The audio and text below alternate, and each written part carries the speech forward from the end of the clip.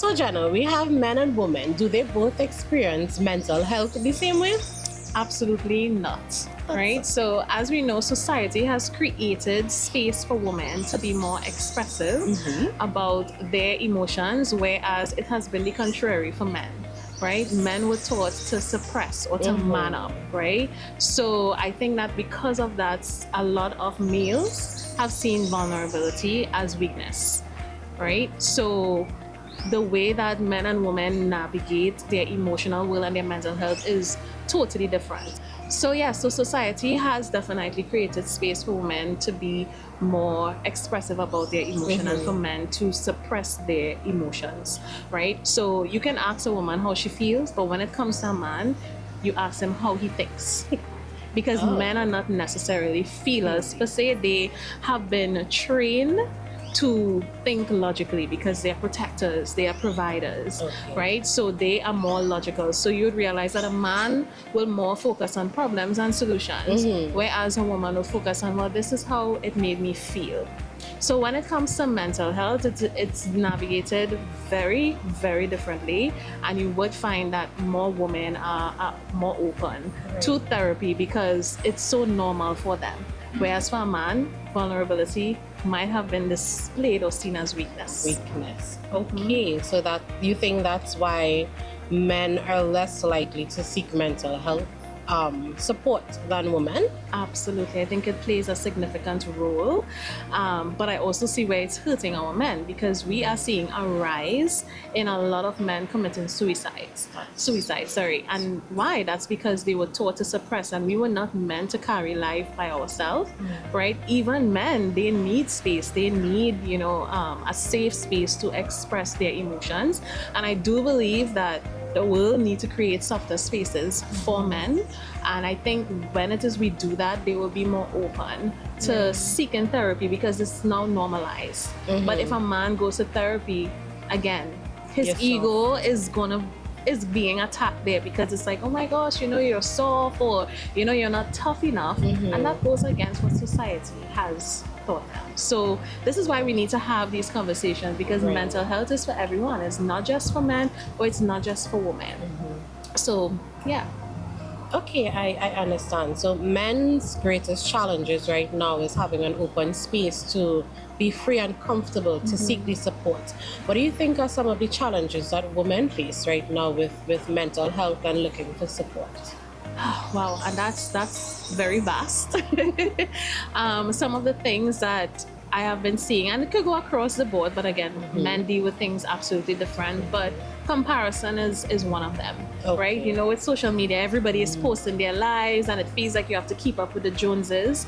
So I do feel like a lot of women are struggling with comparison, right? It's like, oh, I'm not there yet. They're feeling like, they're not moving forward, or the things that they had on their timeline, it is not manifesting in the way that they want, and that leads to discouragement, disappointment, people feeling stuck, people feeling like they're not good enough, right? So that's a major one that I've seen. Also shame, right? I've seen that, and we know that in the Caribbean, we are a part of shame and honor culture. Like we're proud people. Right? So, for example, if we do something well, our parents hold up this badge of honor. If we do wrong, they hold up the badge of shame. And I've seen where a lot of people, they have so much shame surrounding things that happened in their past, so they get stuck. So what therapy does, it creates space for people to come out of their shame. So that they can heal and they can feel well with their whole story. It's okay if you have made mistakes. It's part of growing. It's part of life. It's part of being, right? I don't know anyone who have never made a mistake in their life. So a lot of women are struggling with just feeling ashamed of their story and the things that have happened in their past. And then we have burnout.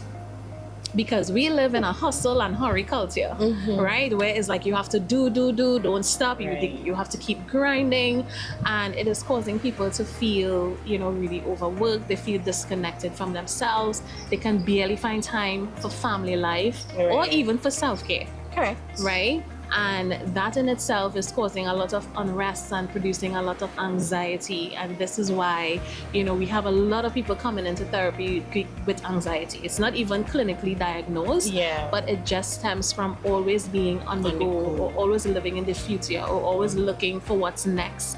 And we no longer, or we hardly have human beings that are just being present in the here and now. And that really significantly impacts our mental health and our well-being.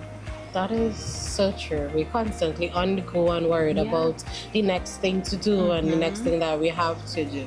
We don't even take time to bask in our accomplishments. So we accomplish something, and it's like, okay, what's next? I'm at it's like, first of all, let me be grateful for what just took place. And you see this also too with like marriage, right? So it's like, okay, when you get in a boyfriend or a girlfriend, you get a boyfriend or girlfriend. When is wedding? When you get a wedding? When is baby? That is. It never stops. True. So even society kind of like pushes us into always looking for the next, and then we just have a bunch of ungrateful people. They're lacking contentment because nobody's celebrating. Oh, you just get married? That's great. Enjoy it for now. Enjoy it for now, and then when life would have it, the next step will come. And now we're realizing a lot of women are struggling. A lot of couples are struggling to conceive, and then there is this feeling of defeat, because if you don't have a child, you don't have a family. Correct. Who made that up?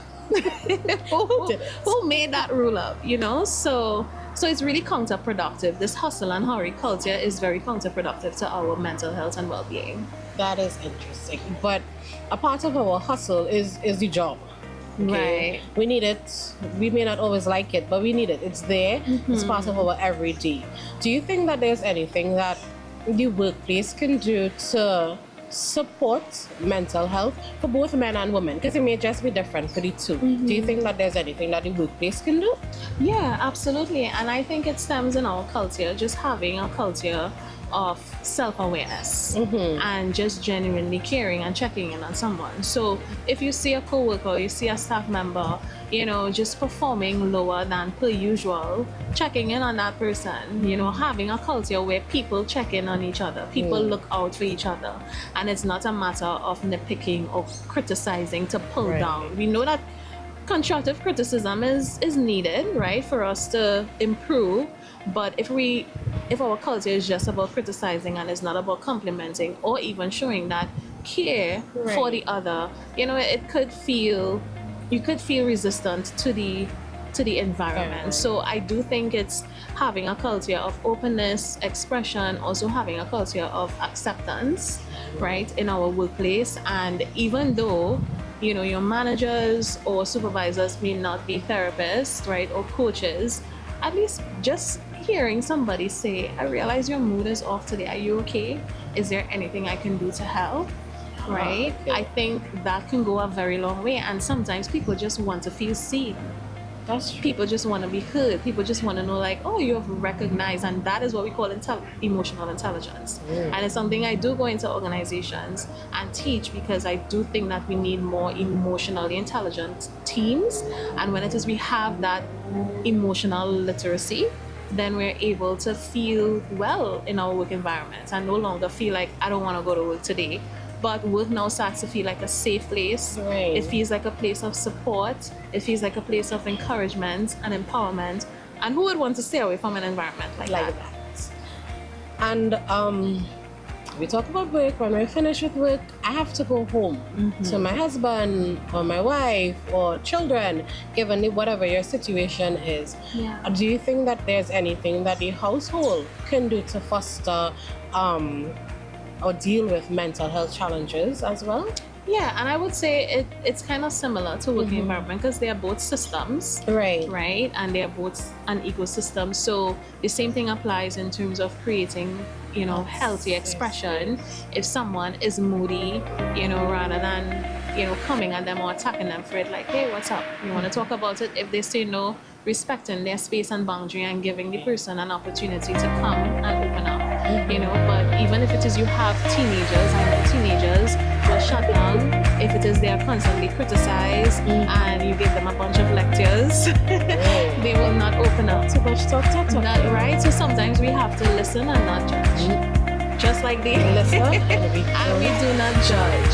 So having a culture at home like that, where people are able to just express, this is how I feel, and we don't always try to fix it, because we have a mentality where we try to fix people and fix their problems. So something I encourage parents to do with their teenagers when they come to them, ask them, do you want me to listen or do you want me to fix it? I like that. Because sometimes they just want to splurge about the confusion, the chaos they have going on with this other person or the relationship they're in, and they're not looking for mommy to try to give them a solution. They just want to vent.